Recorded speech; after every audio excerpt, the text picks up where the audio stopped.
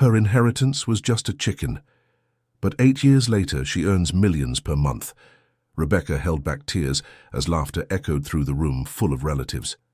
The lawyer had finished reading her grandfather's will, and while her 3 siblings inherited valuable properties and bank accounts that would make them rich for life, all that remained for her was an old chicken and a sealed letter. "A chicken? Seriously?" chuckled Derek, the oldest brother, waving the deed to a 200-acre farm. The old man really lost his mind in his final years. Rebecca was always Grandpa's favorite, mocked Jessica, the middle sister, admiring the bank statement showing a 6-figure sum. I think he wanted to make one last joke with his favorite granddaughter. Brian, the youngest sibling, didn't even bother to hide his malicious smile while flipping through his inheritance documents, a property in downtown Greenville, southern Vermont. "At least you can make some soup," he said, provoking another wave of laughter in the room. Rebecca looked at the speckled chicken pecking calmly in its carrier, seemingly oblivious to all the humiliation. The bird had reddish-brown feathers and lively eyes that seemed to understand more than they should. In her right hand, she held the letter she hadn't found the courage to open yet. "This is ridiculous," murmured Aunt Margaret, her grandfather's sister. "Howard was always eccentric, but this goes too far." The lawyer, Dr. Richard Foster, cleared his throat awkwardly. He was a middle-aged man who had known the Thompson family for decades and had never witnessed such a humiliating situation. "Miss Rebecca, your grandfather left very specific instructions. The chicken and the letter are specifically yours, with no possibility of questioning or division." "How generous," Ricardo sneered. "A chicken that's probably about to die of old age." Rebecca felt her face burn with shame. At 26, she had spent the last 5 years caring for Grandfather Howard, while her siblings barely visited.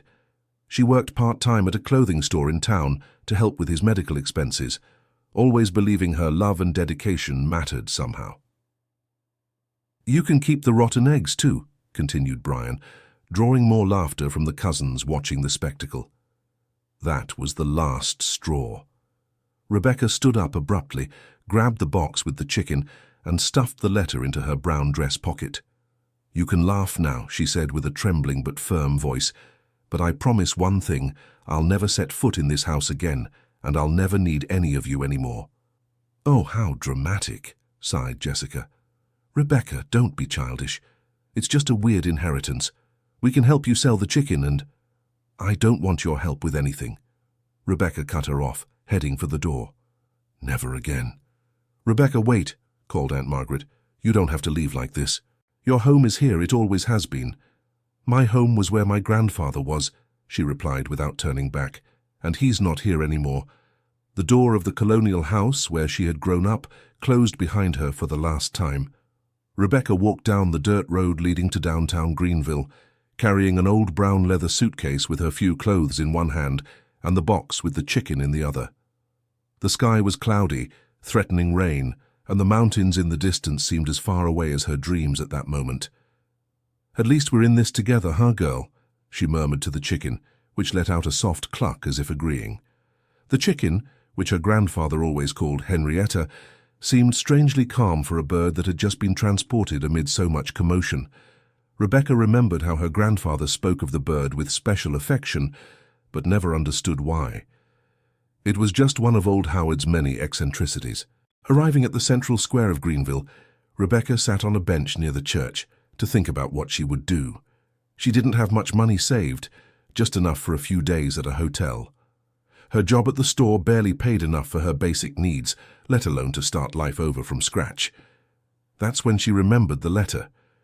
With slightly trembling fingers, she opened the yellowed envelope and found her grandfather's small, neat handwriting. "My dear Rebecca, if you're reading this, it's because you've already discovered that your inheritance isn't like your siblings. They'll laugh, they'll mock, and you're probably feeling like the unluckiest person in the world right now. But I need you to trust me one last time. Henrietta is no ordinary chicken. She is the last descendant of a lineage I've bred over 40 years, combining rare genetic traits I found in different regions of the country. Her eggs have special properties that you will yet discover. Take her to Hot Springs and look for Mrs. Evelyn's boarding house at 127 Flower Street. She's been expecting you for months. Tell her you're Howard's granddaughter and that you've brought Henrietta. Don't let anyone talk you into getting rid of the chicken. No matter how difficult things get, stand firm. In 6 months, you'll understand why I chose to give you the most valuable gift I possessed. With all my love, Grandpa Howard P.S. There are more instructions on the back of this letter, but only read them when Evelyn explains about the eggs. Rebecca turned the letter over and saw something written on the other side, but the text was covered by a layer of wax that would need to be removed. Her heart raced. Her grandfather had always been a mysterious man, but this letter seemed like something out of an adventure movie. "Mrs. Evelyn," she murmured to herself, "Hot Springs." The town was just an hour by bus from Greenville. Rebecca knew the place, famous for its hot springs and tourist activity, but she had never heard of any Mrs. Evelyn. Still, it was the only clue she had. A raindrop touched her face, followed by others. Rebecca quickly stood up, shielding the chicken's box with her body, and ran to the bus station. Fortunately, there was a bus leaving for Hot Springs in 20 minutes. During the trip, she watched Henrietta through the carrier's window. The chicken seemed anxious, moving more than before and making small sounds. It was as if she knew they were going somewhere important. "I have no idea what I'm doing," she whispered softly to the bird, "but Grandpa never deceived me before." The bus passed through the mountainous landscapes typical of southern Vermont, with coffee plantations stretching across the slopes and small rural properties dotting the way. Rebecca had never been away from Greenville for more than a day, and the prospect of starting over in a different town made her both anxious and hopeful at the same time. Arriving at the Hot Springs bus station, she asked a taxi driver about Flower Street. The man, an elderly gentleman with graying hair and a kind smile, seemed to recognize the address immediately. "Mrs. Evelyn's boarding house? Of course I know it. Very good woman, that one.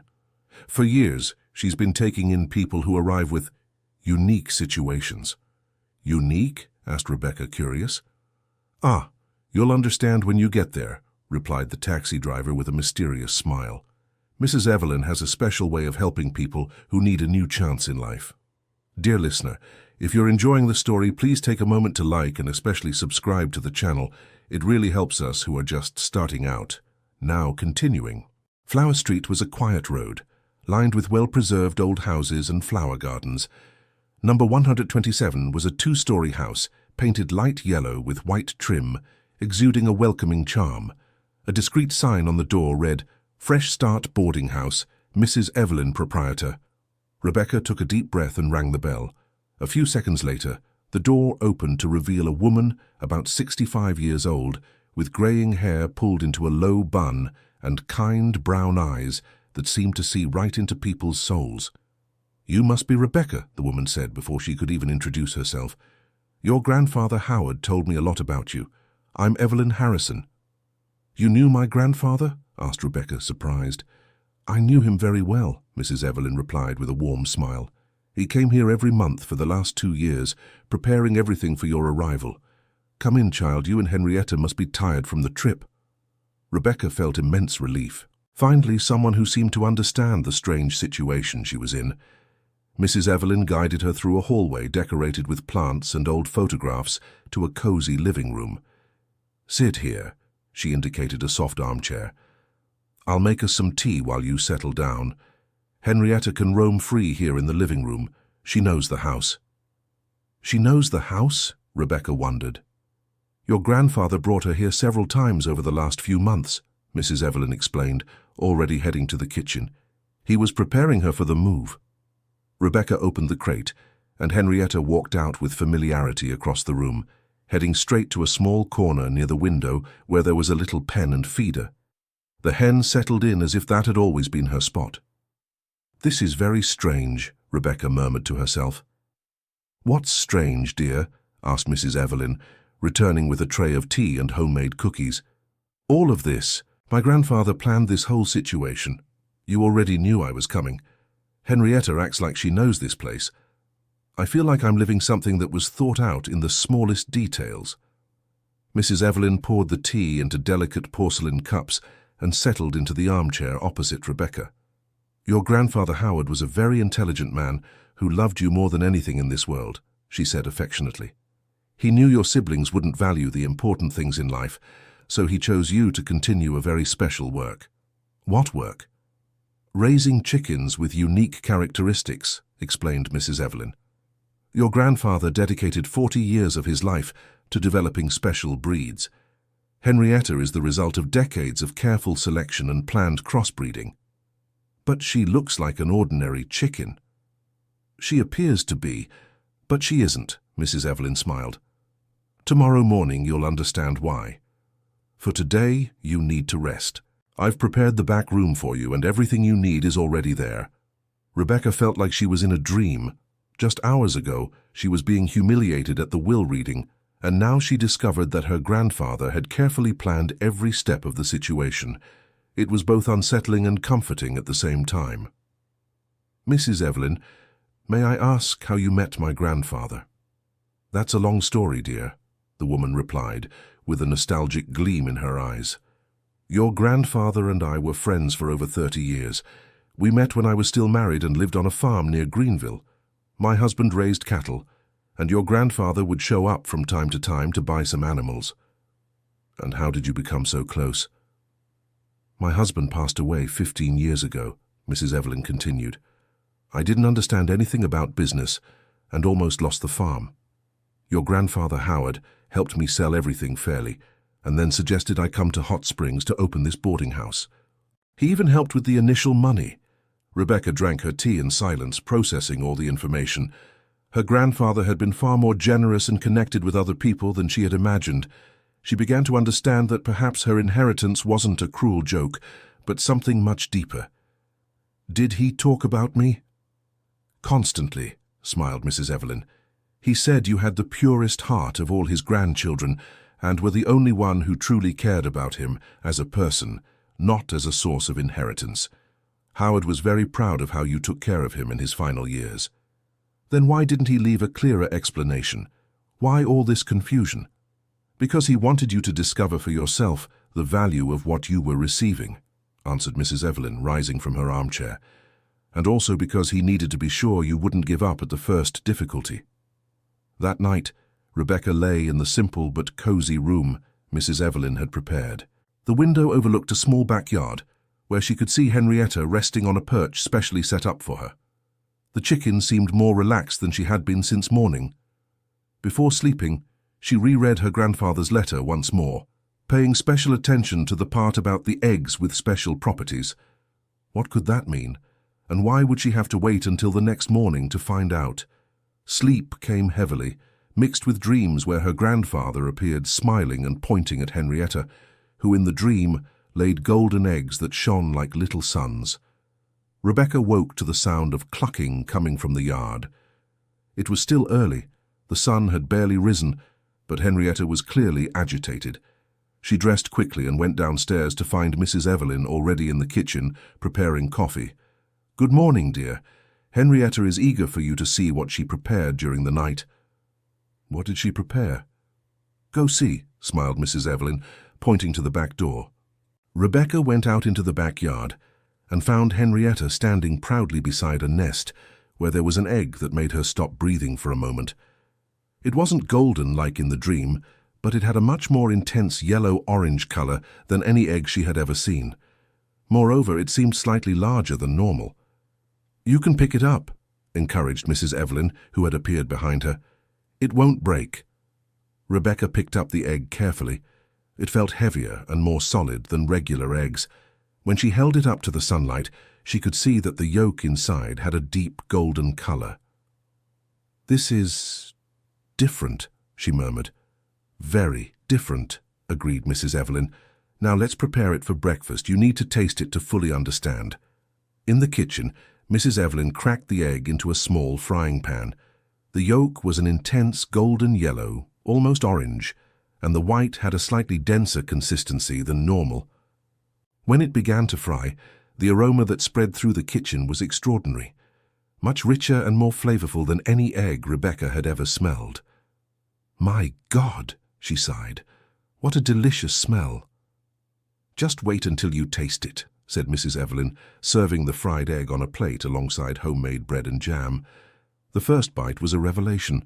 The flavor was incomparably richer and more complex than regular eggs. It had a special creaminess and a taste that subtly recalled nuts and fine herbs.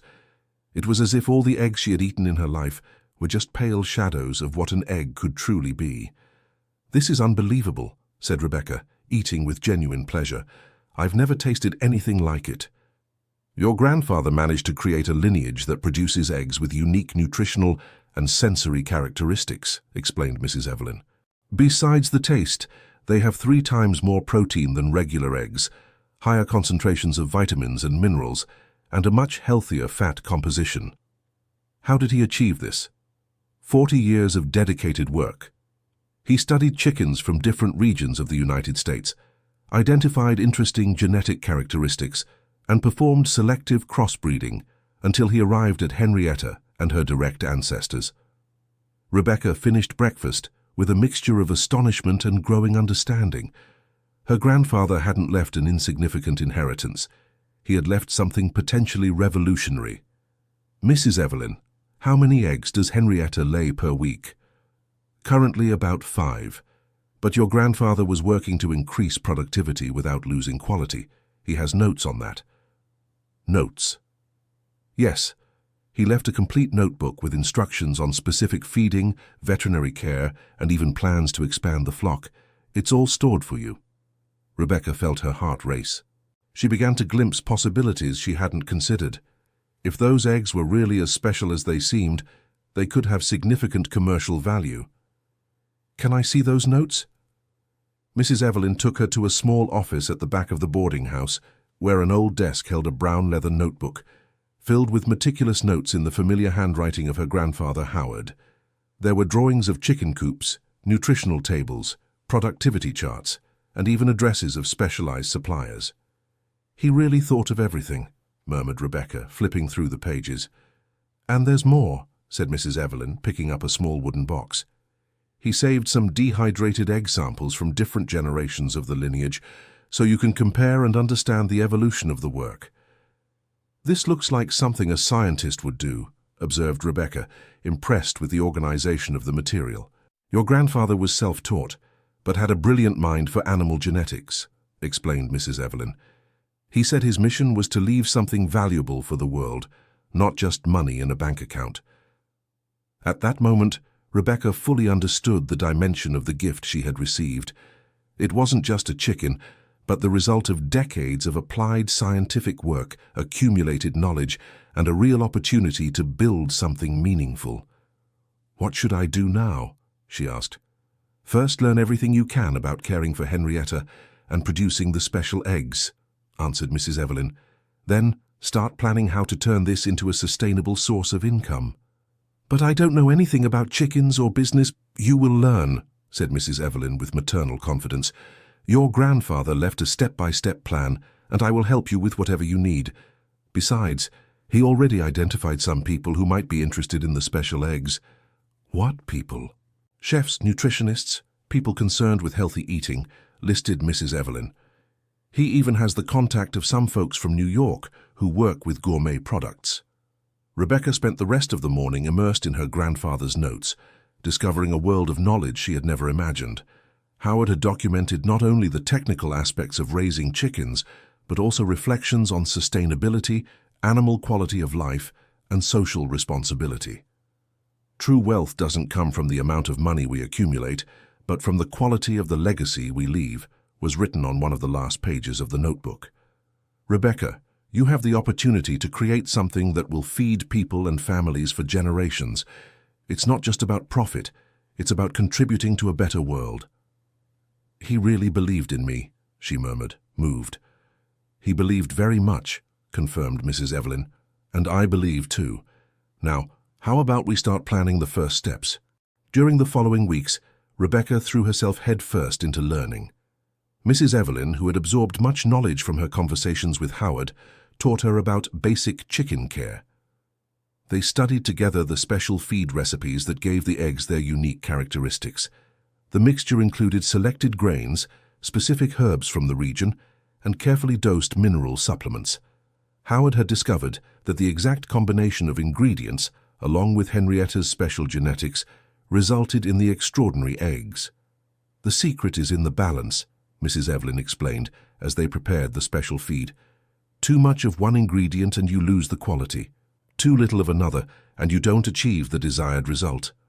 Rebecca meticulously documented everything, creating her own notebook to complement her grandfather's work.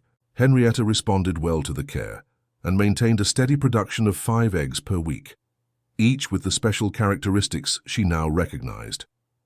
By the end of the first month, Mrs. Evelyn suggested it was time to start testing the market. "There's a chef here in Hot Springs your grandfather mentioned several times," she said. "Derek Thompson from the Mountain Flavors restaurant. He works with local ingredients and unique products. Do you think he'd be interested?" "Only one way to find out," smiled Mrs. Evelyn. "How about we prepare a presentation?" Rebecca felt butterflies in her stomach. She had never done a business presentation in her life, but she knew the time had come to step out of her comfort zone. She prepared a small sample of Henrietta's eggs and put together a simple explanation about the product's special characteristics. The Mountain Flavors restaurant was located in the historic center of Hot Springs, occupying a renovated colonial house with rustic charm. When Rebecca arrived, she was greeted by Derek Thompson, a man around 40 years old with dark hair and the discerning look of someone who understood ingredients. "You must be Howard's granddaughter," he said, extending his hand. "He talked a lot about you and about a special product he was developing." "You knew my grandfather?" "I met him a few years ago when he showed up here offering some organic vegetables he grew," explained Derek. "A very smart man. He said one day his granddaughter would come to me with something revolutionary."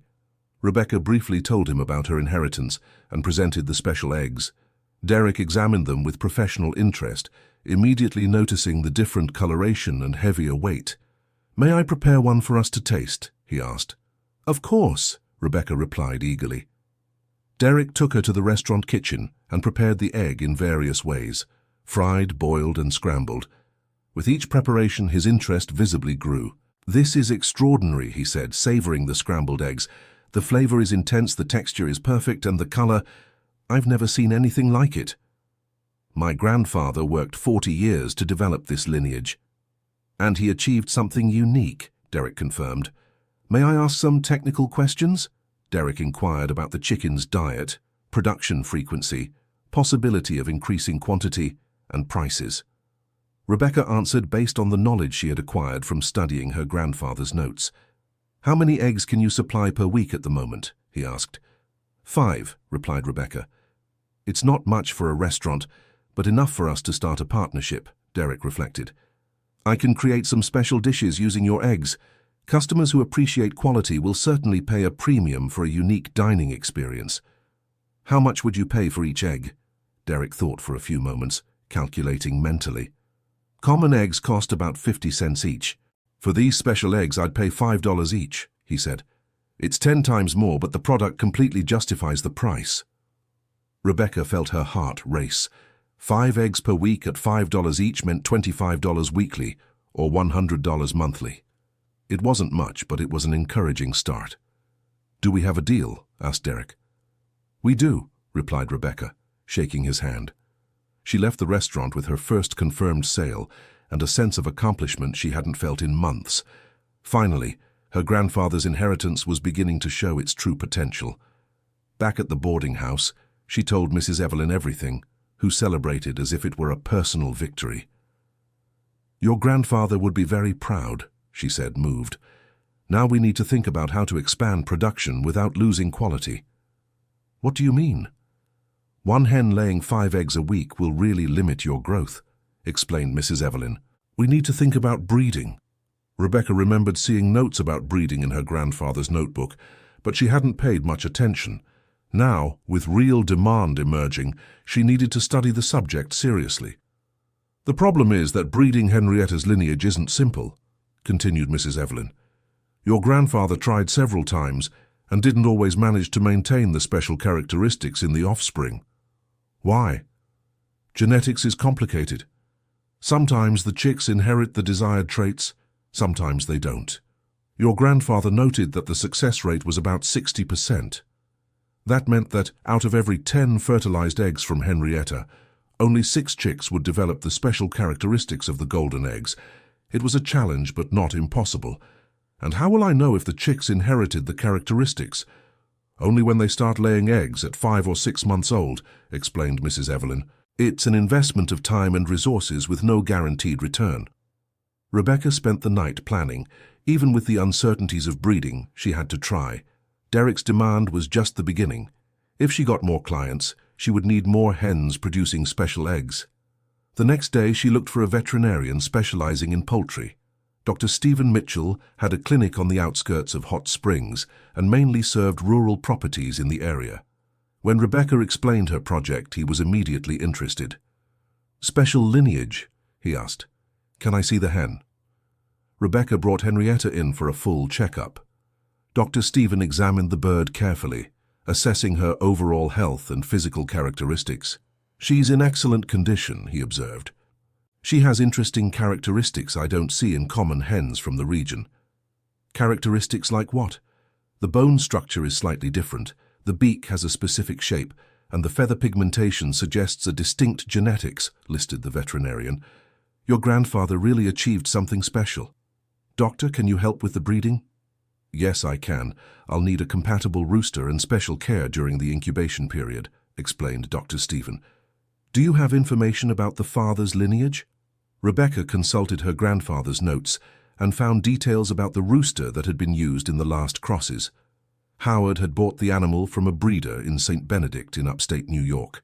"We have a problem," said Dr. Stephen after analyzing the information. "The rooster mentioned here must be at least 10 years old. He's probably no longer alive." "And now? We'll have to find a rooster with similar genetic characteristics," he explained. "I can help with that search, but it might take time." Dear listener, if you're enjoying the story, please take a moment to like and especially subscribe to the channel. It really helps us who are just starting out. Now, continuing. While they searched for a suitable rooster, Rebecca decided to expand her client network. Derek had been so satisfied with the special eggs that he introduced her to other colleagues in the culinary industry. "There's a bakery here in town that makes fine pastries," he said during a visit to the restaurant. "Mrs. Evelyn is very particular about ingredients. I think she'd be interested in your eggs." The Sweet Charm Bakery was located on one of the main commercial streets of Hot Springs. Evelyn Harrison, the owner, was a woman around 50 years old who had turned a passion for baking into a thriving business. "Derek told me about your special eggs," said Evelyn, greeting Rebecca with interest. "May I test a few?" Evelyn used the eggs to make different types of batters: sponge cake, pudding, and mousse. In every case, the result was noticeably superior to what she achieved with regular eggs. "The color is more vibrant, the texture softer, and the flavor. Wow, what a difference," she commented, impressed. "My customers will love it." "How many eggs would you use per week?" "To start, about 10, replied Evelyn. "If it works out, I could increase to 20 or even 30. Rebecca quickly did the math.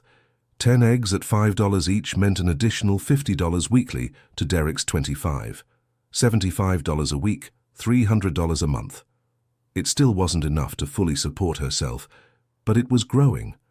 The problem was that Henrietta only produced 5 eggs per week, and she had already committed to 15 weekly eggs.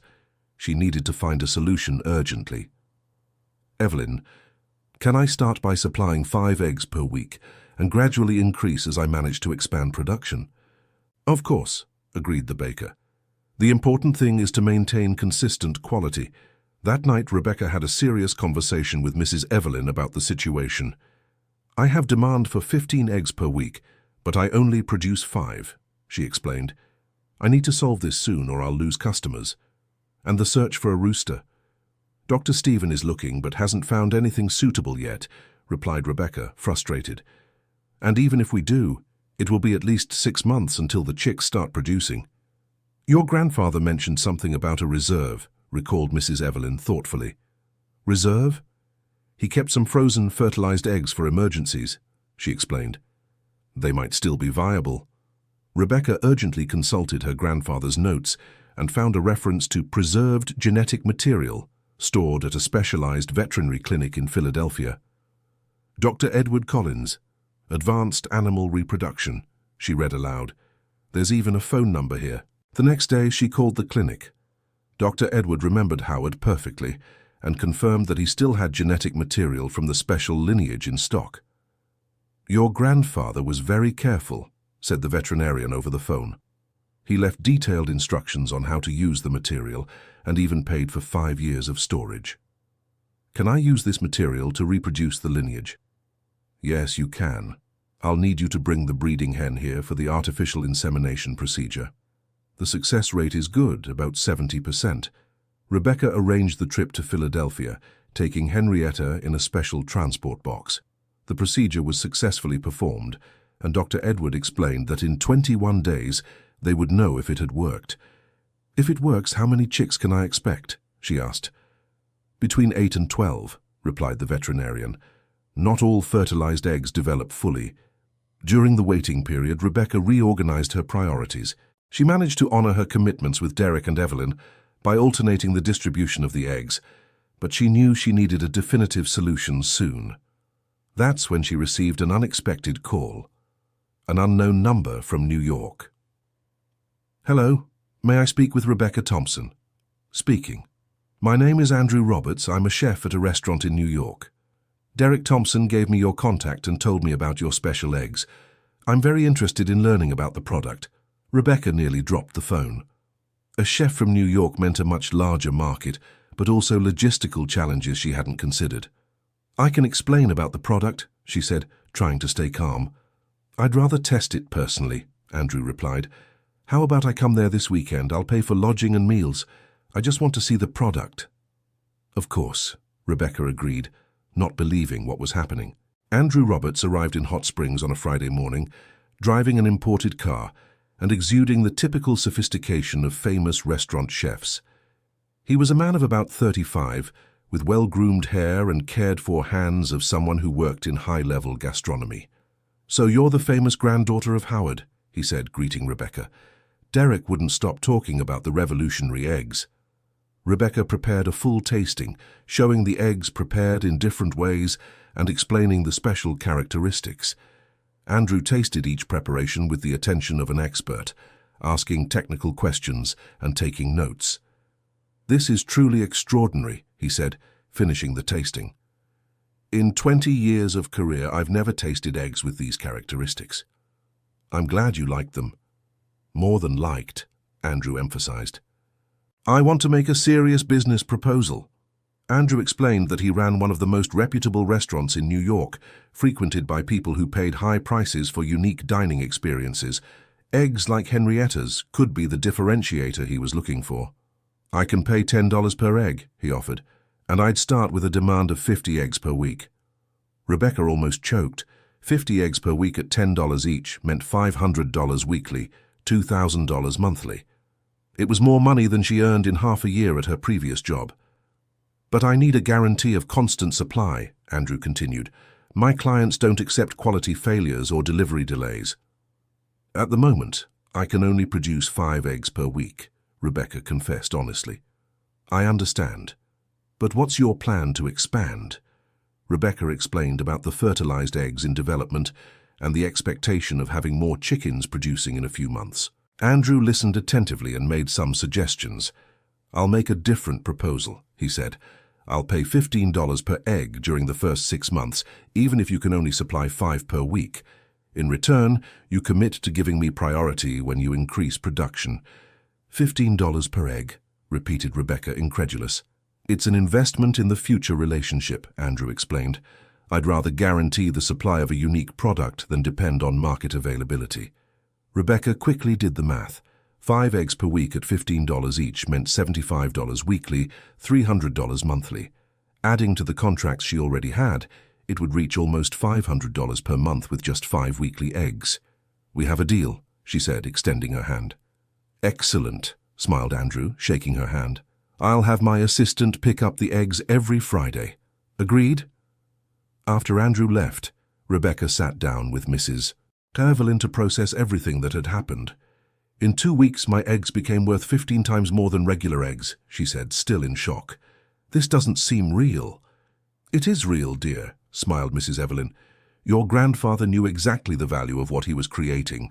Now you're discovering it too. But what if the chicks don't hatch? What if they don't inherit the special characteristics?" "One thing at a time," soothed Mrs. Evelyn. "You've already managed to create a market for the product. Now you need to focus on expanding production without losing quality." On the 21st day after the procedure in Philadelphia, Rebecca woke up to Henrietta scratching agitatedly in the yard. When she went to check the special nest they had prepared, she found the first signs that the eggs were about to hatch. "Mrs. Evelyn, I think it's starting," she shouted excitedly. They spent the entire day watching the process. One by one, 10 chicks broke through their shells and came into the world, small and fragile but apparently healthy.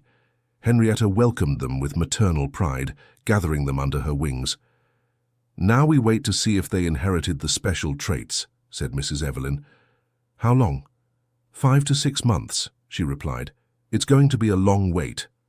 During the following months, Rebecca cared for the chicks with obsessive dedication.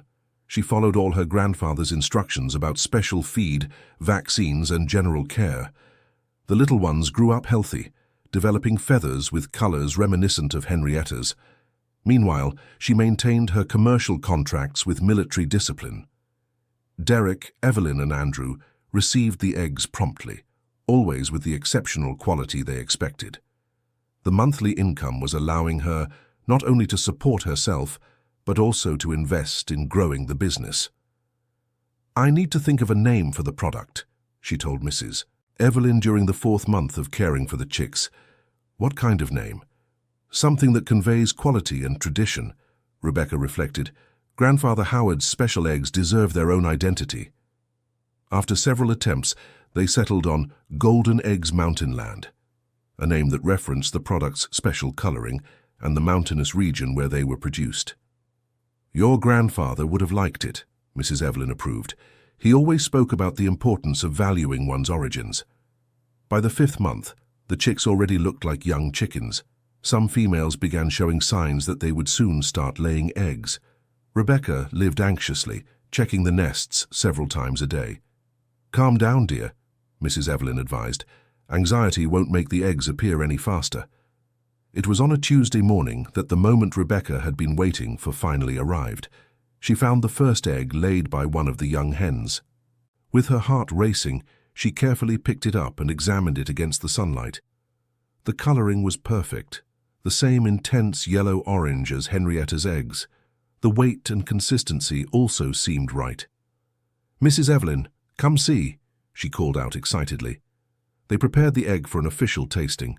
The aroma while cooking was the same extraordinary one they knew, and the taste completely confirmed their hopes. The lineage had been successfully reproduced. "Your grandfather left a true legacy," Mrs. Evelyn said emotionally. In the following weeks, other young hens began producing special eggs. Out of 10 chicks, 8 females developed the desired characteristics, an 80% success rate higher than the original expectation. "Now I can expand production," Rebecca celebrated.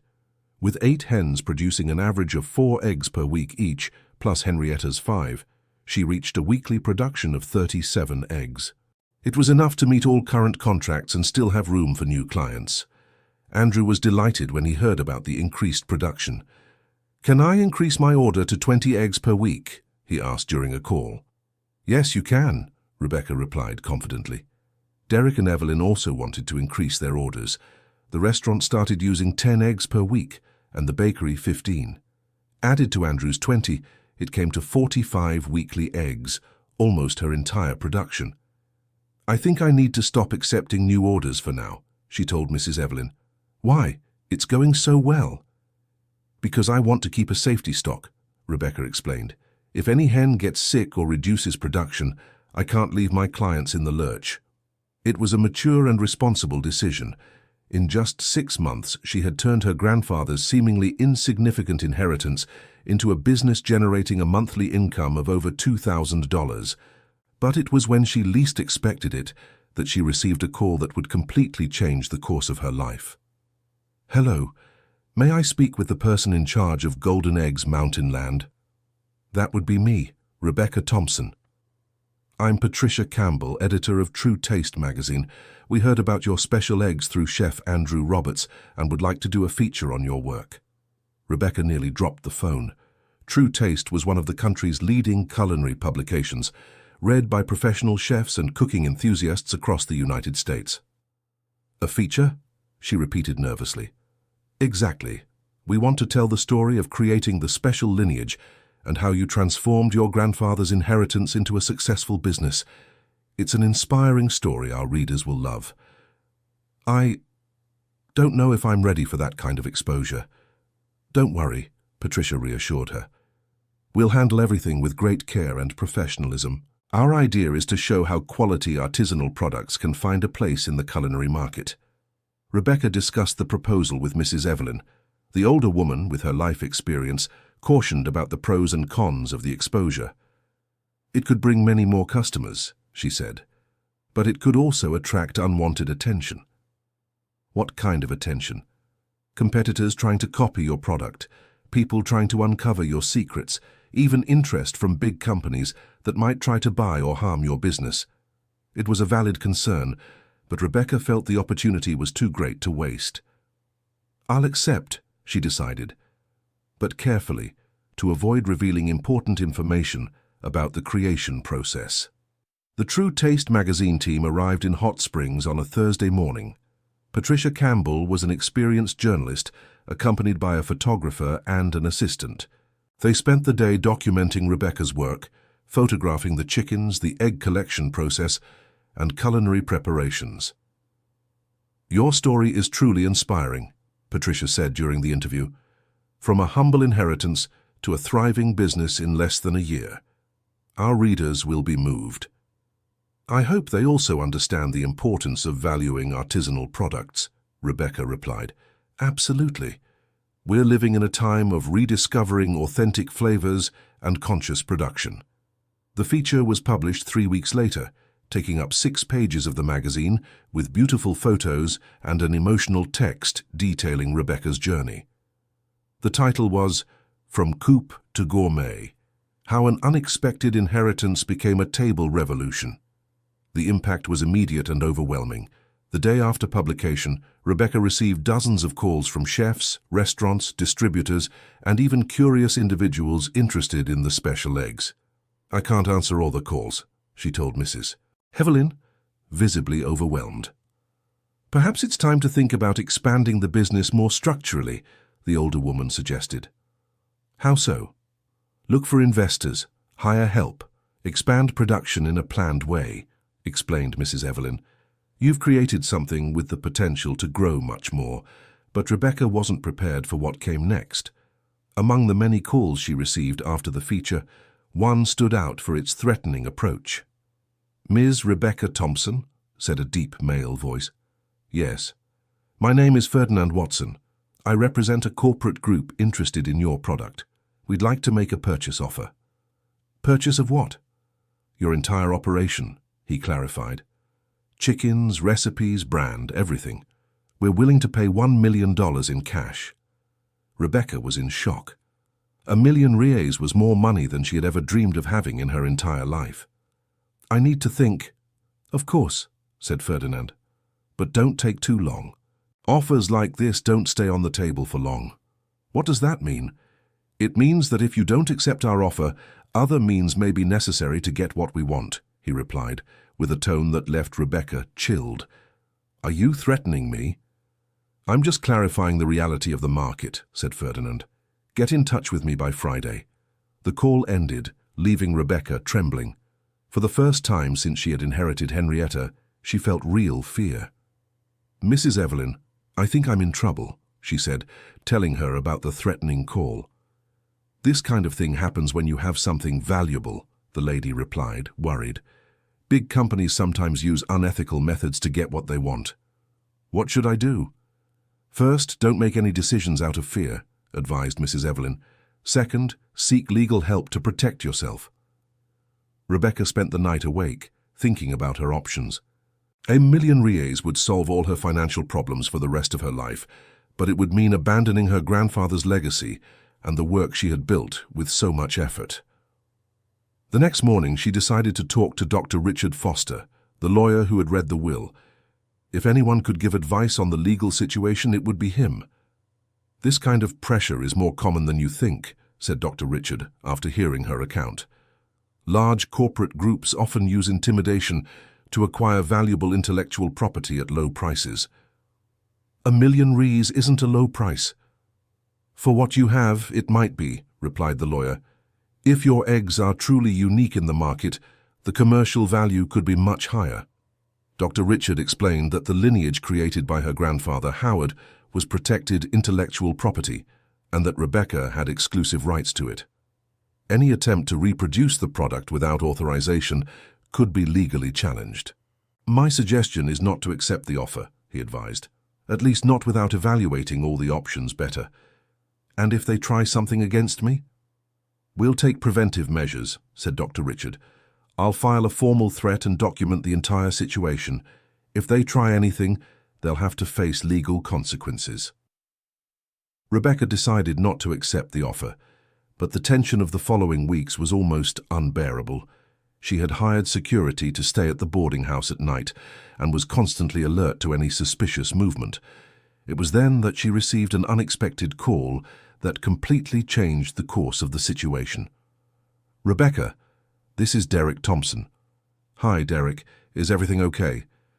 "I have important news for you. Remember I mentioned you to some colleagues. One of them is a consulting chef for an international hotel chain."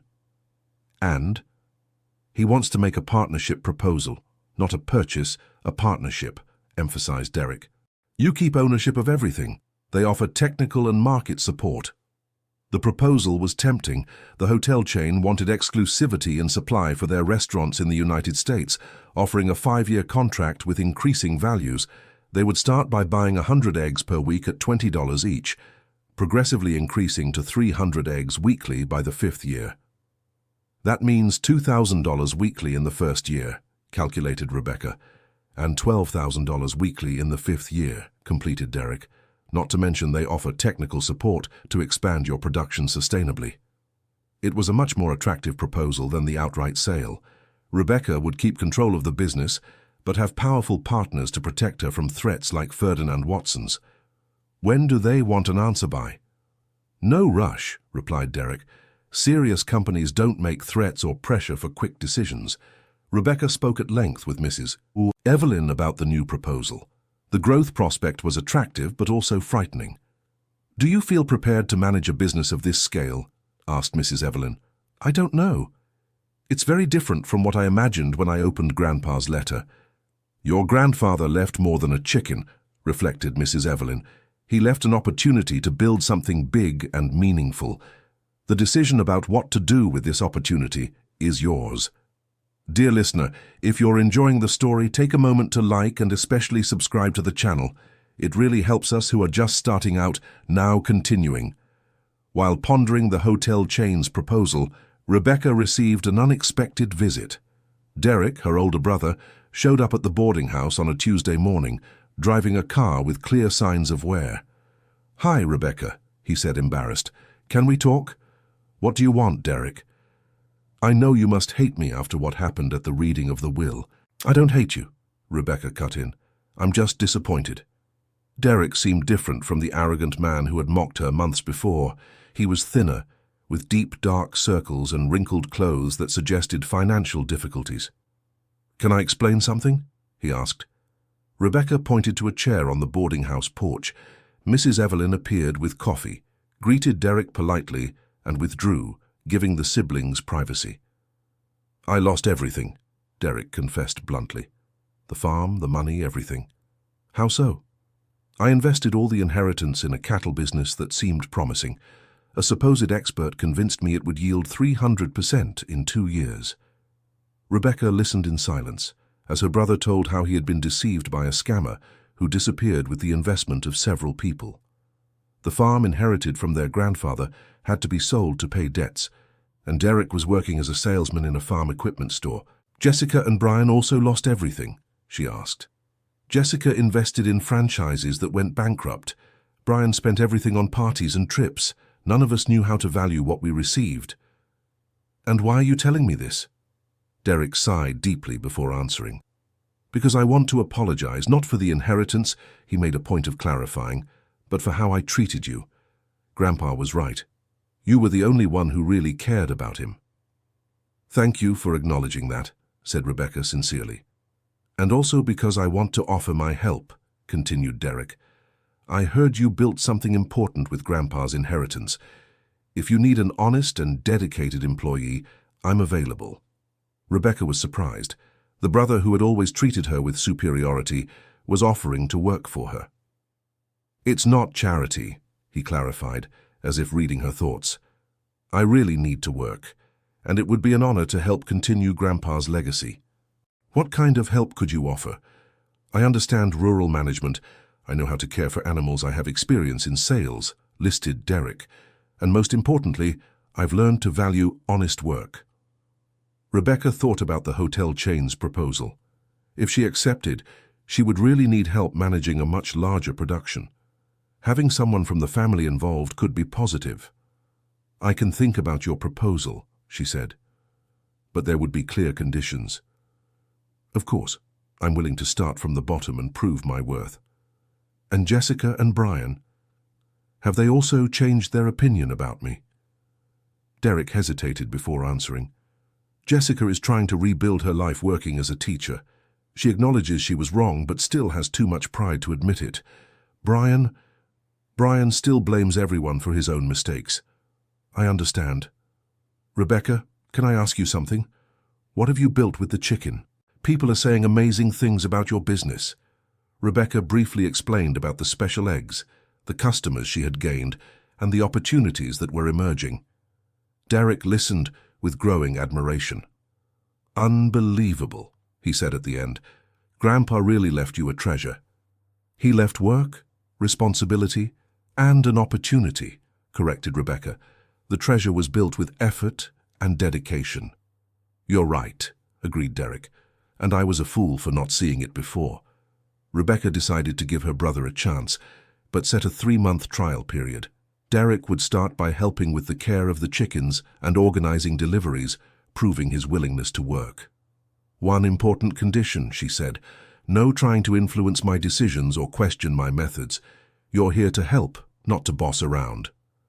Understood and accepted, replied Derek. In the following days, Rebecca was surprised by the genuine change in her brother's behavior.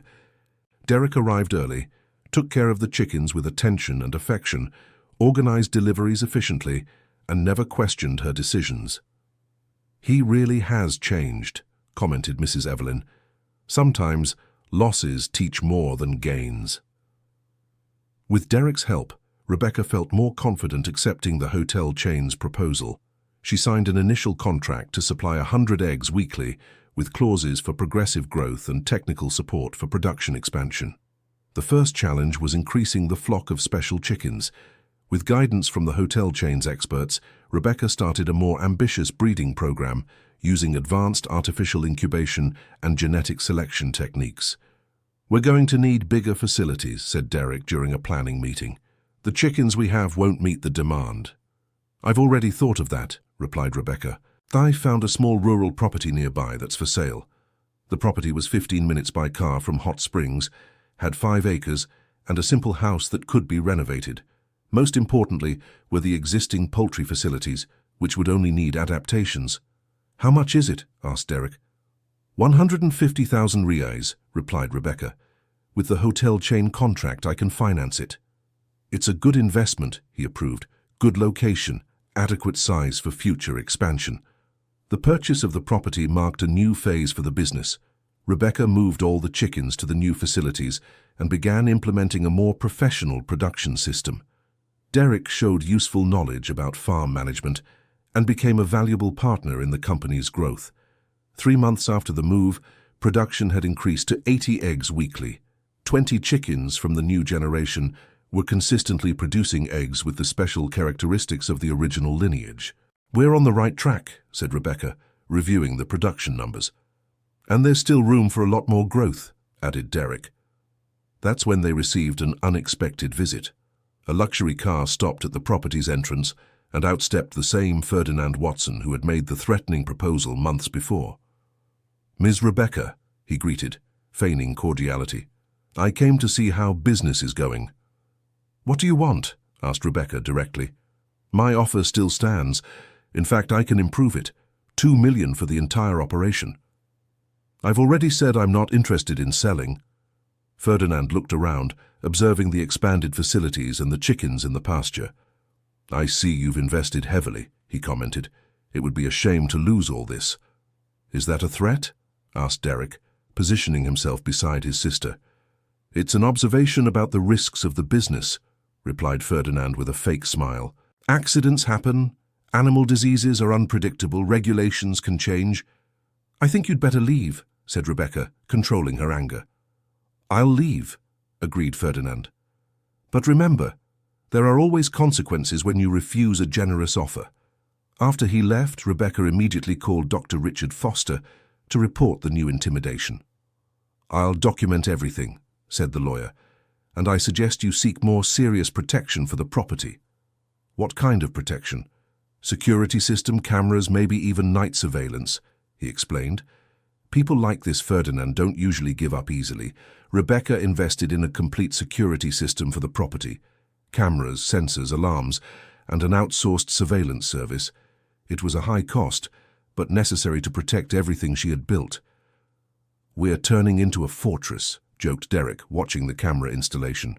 "I'd rather overdo the protection than lose everything by carelessness," replied Rebecca. The following weeks were tense, but without incidents.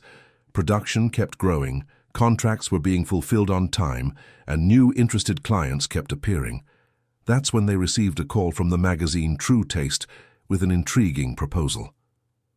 "Rebecca, this is Patricia Campbell," said the journalist. "I have an interesting proposal for you." "What kind of proposal?" "We want to organize an event for chefs and business people in the food industry to personally get to know your eggs," explained Patricia. "It would be a kind of official launch of the Golden Eggs Mountain Land in the national market." "An event?"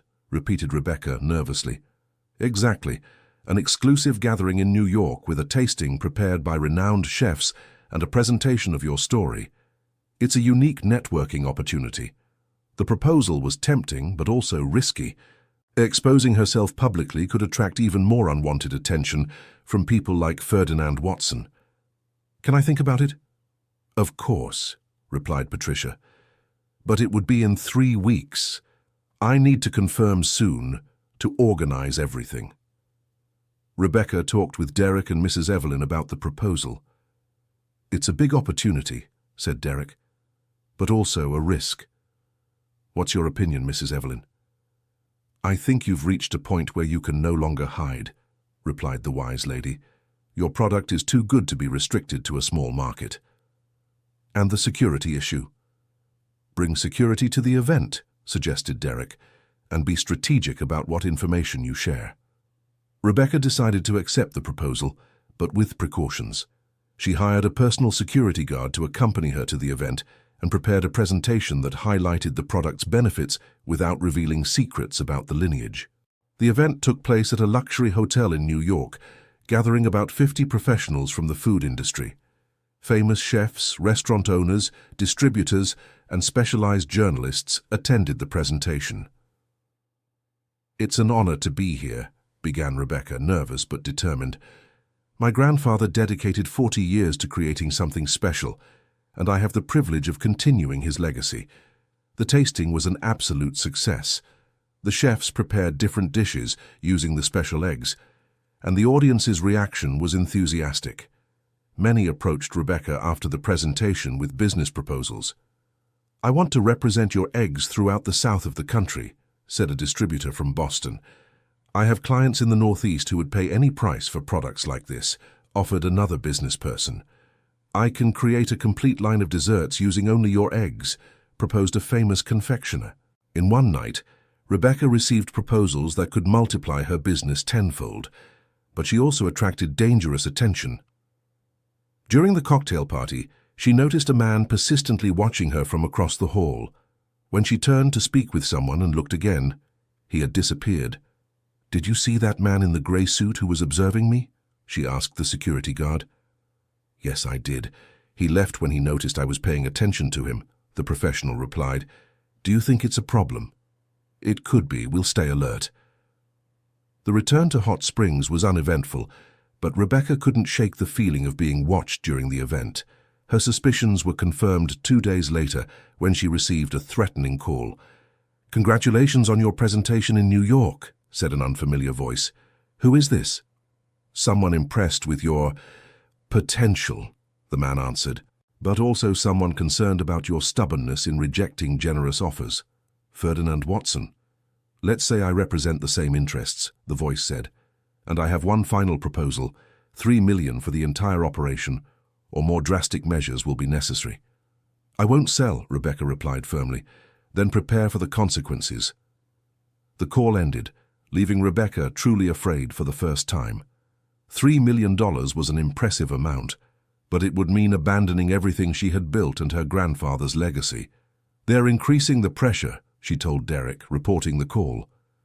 Maybe it's time to accept official protection, he suggested. Official protection? Contact the authorities, formally register the threats, request an investigation, Derek explained.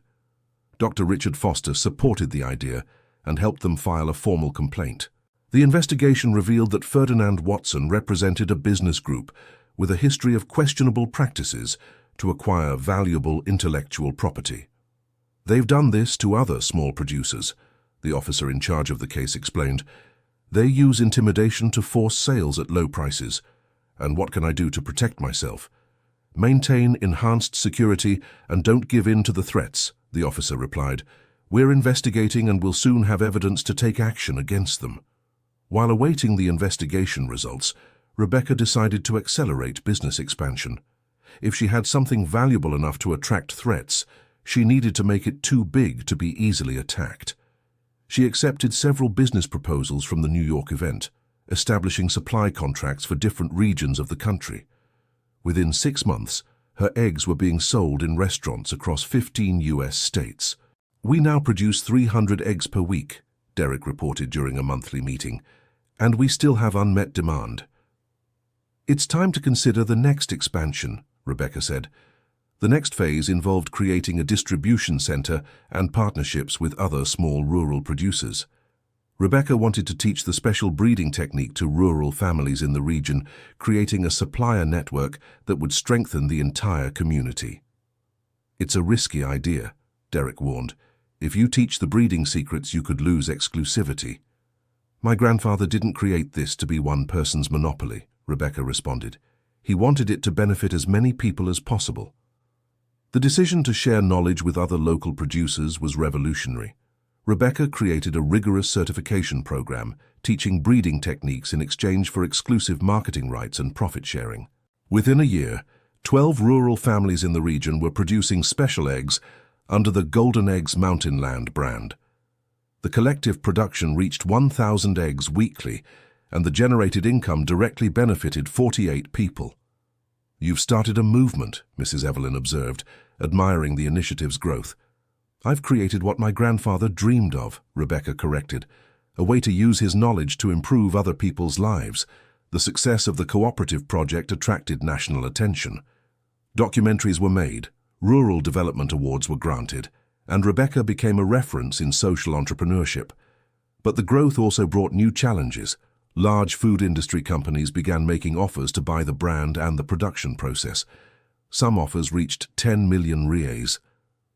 That's a lot of money, said Derek during a discussion about a particularly attractive proposal. It's money that would mean the end of everything we built, replied Rebecca. Our strength lies exactly in not being a large company. But think of the possibilities. With 10 million, you could do many other things. Derek, you're starting to think like you used to, warned Rebecca. The value of what we have isn't measured only in money. It was an important conversation that made clear to Rebecca that, even with the positive changes, Derek still had moments of weakness where money spoke louder than values.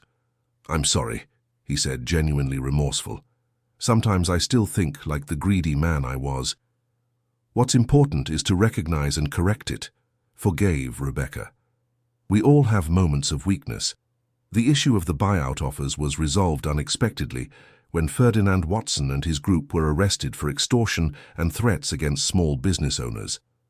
The investigation revealed a systematic intimidation scheme that had harmed dozens of rural producers. "Finally," sighed Rebecca upon receiving the news.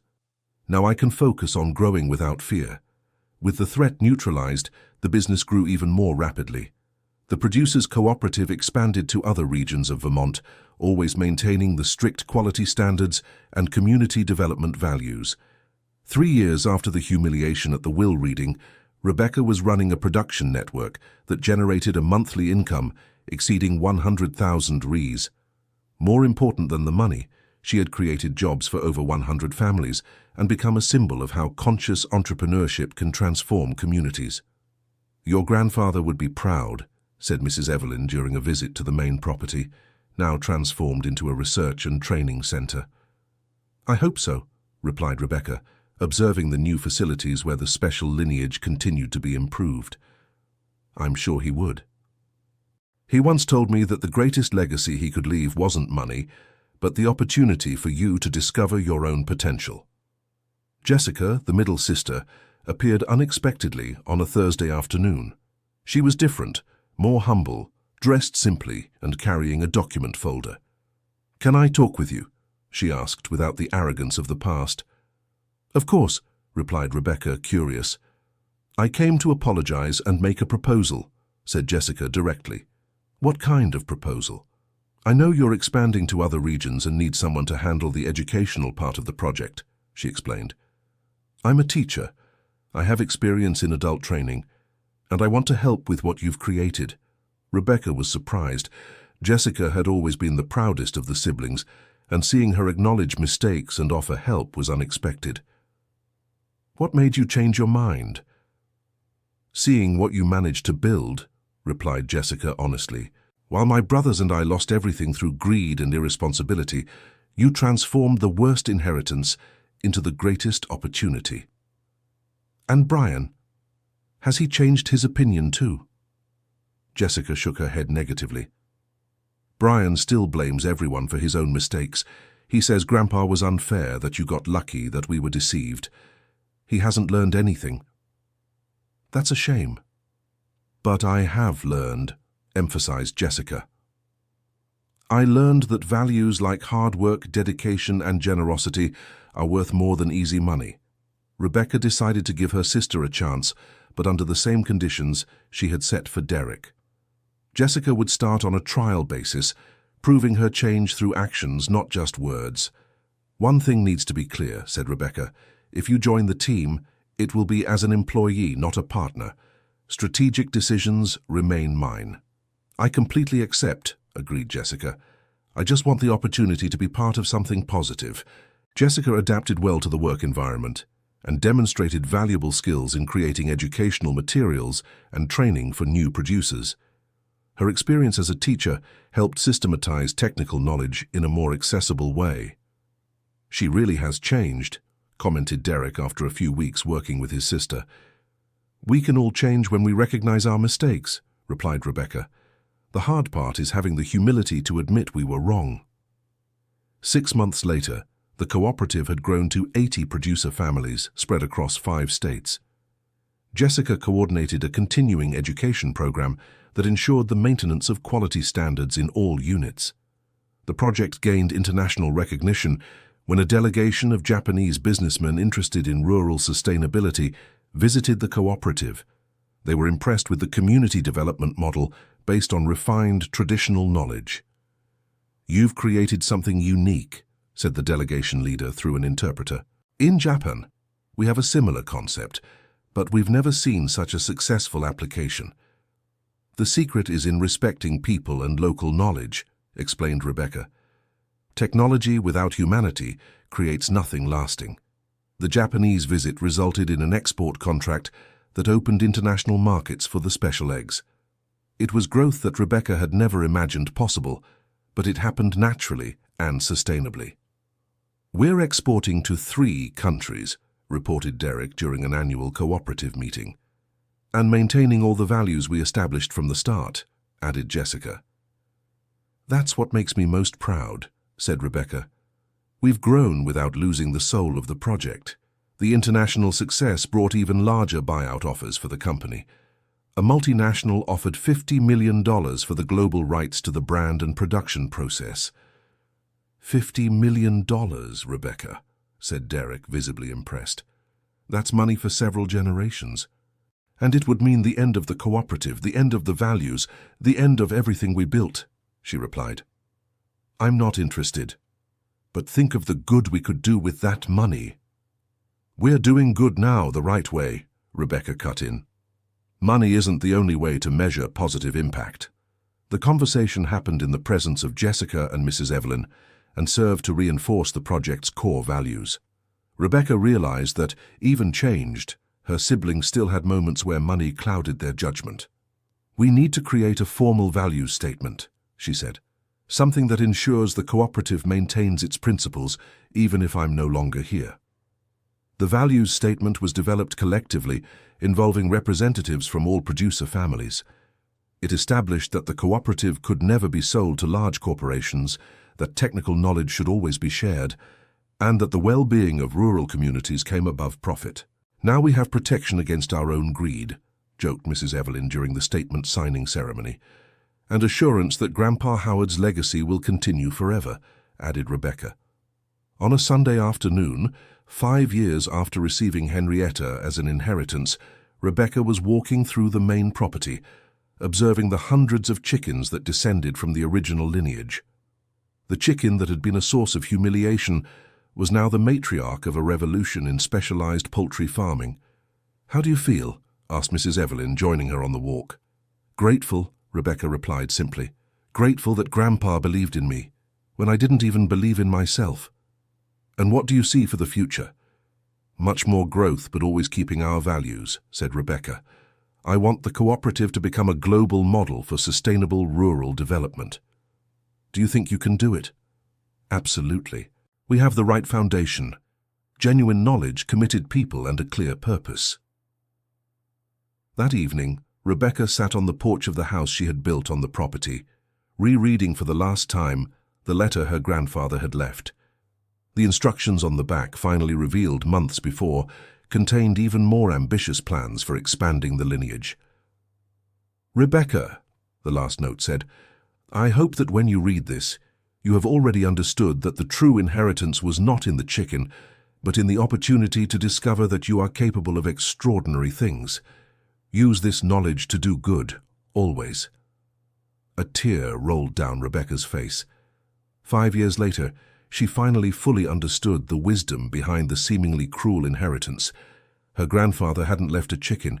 He had left a chance for personal and social transformation. Thank you, Grandpa, she whispered to the stars, for the most valuable lesson of my life. The next day, she woke up to Henrietta pecking calmly in the yard, now over 8 years old and still laying eggs occasionally.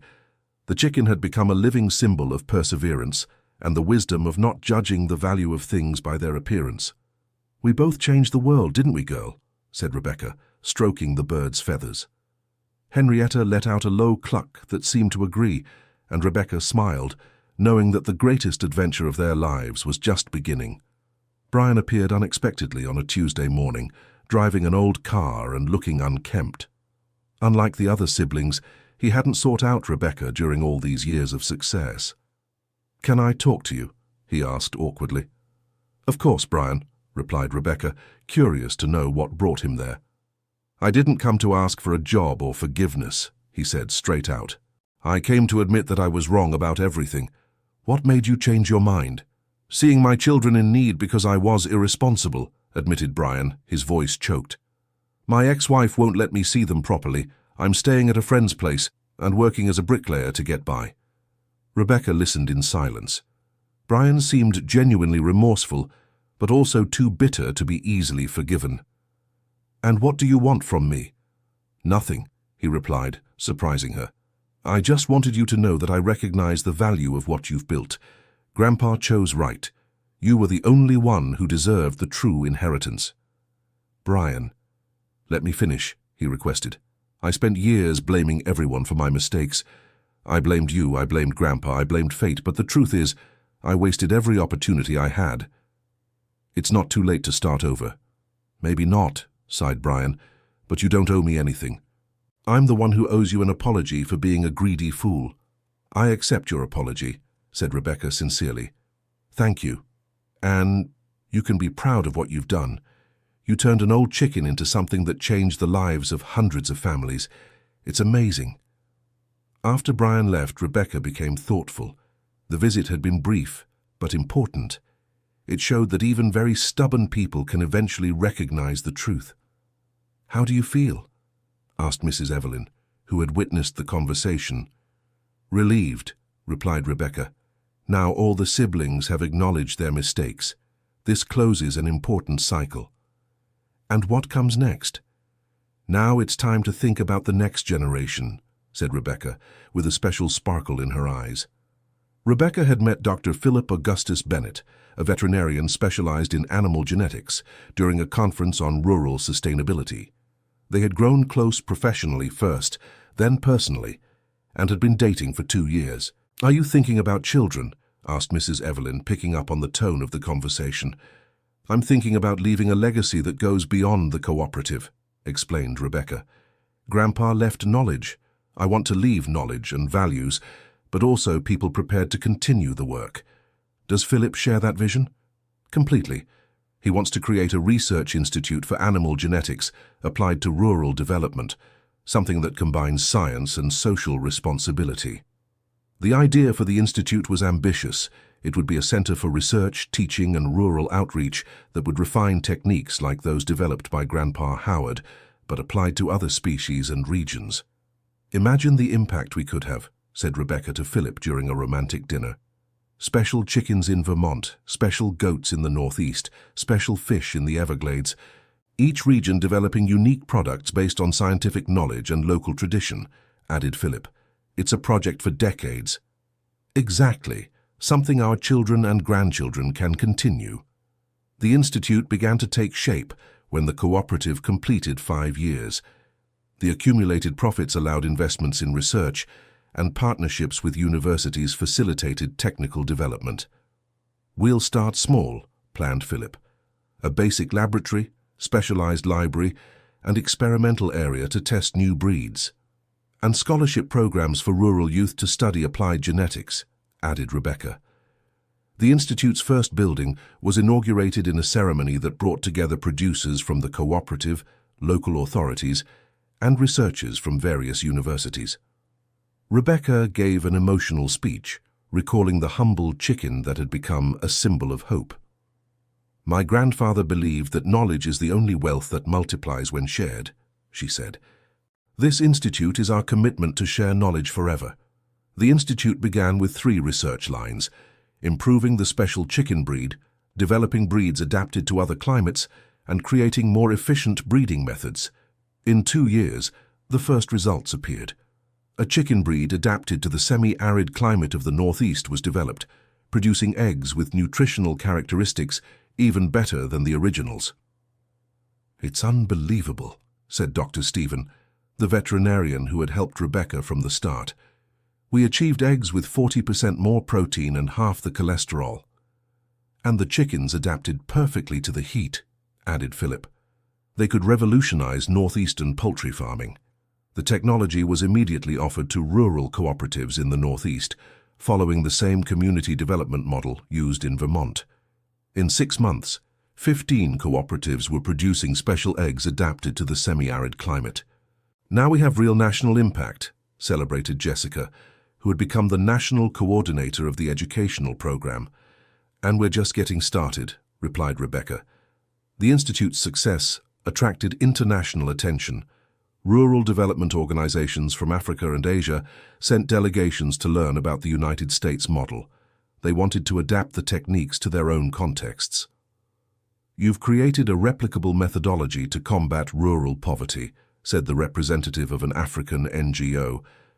That's exactly what we need. The secret lies in respecting local knowledge and involving communities throughout the process, explained Rebecca. Technology imposed from the outside never works. Can we start a pilot program in 3 countries? Asked the African man. Of course. but with clear conditions about community participation and sustainability, replied Philip. The international program was launched with pilot projects in Kenya, Bangladesh, and Guatemala. Each country would develop breeds adapted to their specific conditions, always involving local small producers. We're exporting a methodology, not a product, Rebecca made sure to clarify. Each region must create its own solutions. 2 years later, the international results were impressive. The 3 pilot experiments had become national programs, benefiting thousands of rural families. Your grandfather would be impressed, said Mrs. Evelyn during a visit to the institute. Now with 5 laboratories and a library with over 1,000 technical books. I think he knew this could happen, replied Rebecca. His letter had plans even more ambitious than these. What kind of plans? He talked about creating a worldwide network of specialized small producers, explained Rebecca, each region developing unique products, but all connected by values of sustainability and community development. And isn't that exactly what you're creating? Rebecca smiled, acknowledging yes. Without realizing it, she was perfectly executing her grandfather Howard's vision. Philip proposed to Rebecca during an international conference on rural development taking place in Washington, D.C. The proposal was made on stage after a joint presentation about the American model of technical cooperativism. Rebecca Thompson, he said into the microphone in front of 400 people, will you marry me and continue changing the world together? The audience erupted in applause when she said yes, and the wedding became an event celebrated by the entire community that had benefited from their work. The ceremony was held at the original property, with Henrietta, now 10 years old, as the symbolic honor godmother. Derek and Jessica actively participated in the organization, demonstrating how the family had rebuilt itself around positive values. It's beautiful to see how you've come together again, commented Dr. Richard Foster, who had become a close friend of the family. Problems may separate us, but values bring us together, replied Rebecca. The wedding marked the beginning of a new personal and professional phase. Rebecca and Philip moved into a house built specifically for them on the main property, from where they coordinated the operations of the institute and the cooperative. Now we're a real family business, joked Philip. We always were, corrected Rebecca. It's just that now the family officially includes you. 1 year after the wedding, Howard Philip was born, named in honor of the grandfather who had started it all. The baby became the darling of the community, constantly visited by the cooperative's producers. He'll grow up among chickens and laboratories, said Mrs. Evelyn, holding her honorary grandson in her lap. And he'll learn early that knowledge and generosity are the greatest riches, added Rebecca. 2 years later, Eleanor Margaret was born, honoring Mrs. Evelyn, who had become practically a grandmother to Rebecca. The family was complete, and the children grew up surrounded by the values that had transformed a humiliating inheritance into a social revolution. Will they continue the work when they grow up? Asked Jessica during a family lunch. They'll do whatever they want, replied Rebecca, but they'll grow up understanding the importance of using their talents for the common good. When Rebecca had reached 10 years since inheriting the hen, the cooperative had grown to over 300 producer families across 8 countries. The institute published internationally recognized research, and the American model of rural development was being studied in universities worldwide. 10 years, Philip reflected during an evening walk across the property, from one hen to a worldwide movement.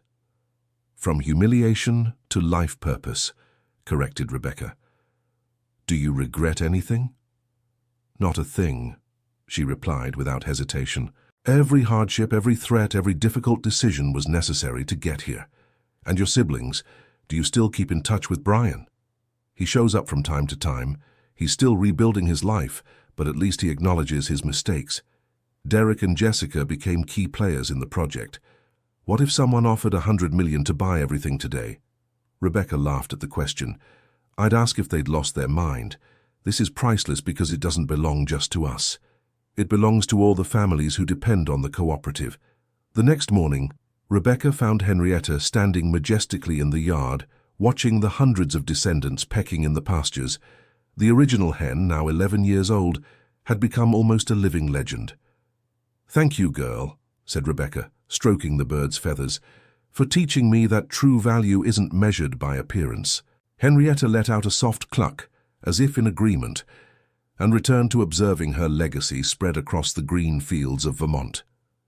In that moment, Rebecca fully understood that her grandfather Howard's true inheritance hadn't been an old hen, but an opportunity to discover she was capable of creating something far greater than herself.